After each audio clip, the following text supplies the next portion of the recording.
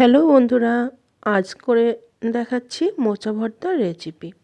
মোচা মানেই অনেকের কাছে মনে হয় একটা ঝামেলা, কিন্তু না, একদমই ঝামেলা নয়। অন্যান্য যেমন সবজি করতে যেমন একটা মিনিমাম সময় লাগে, এটাতেও ঠিক তাই।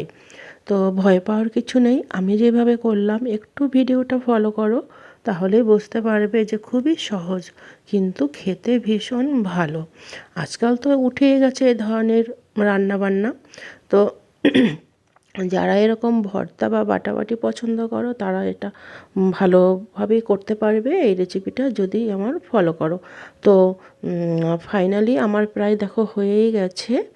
আর তোমরা যারা এই নতুন নতুন ভিডিও দেখতে চাও, তাহলে আমার চ্যানেলটিকে সাবস্ক্রাইব করো যদি নতুন হয়ে থাকো, আর বেশি বেশি লাইক দাও আর সাবস্ক্রাইব শেয়ার করো। তো সবাই ভালো থেকো, সুস্থ থেকো, টাটা।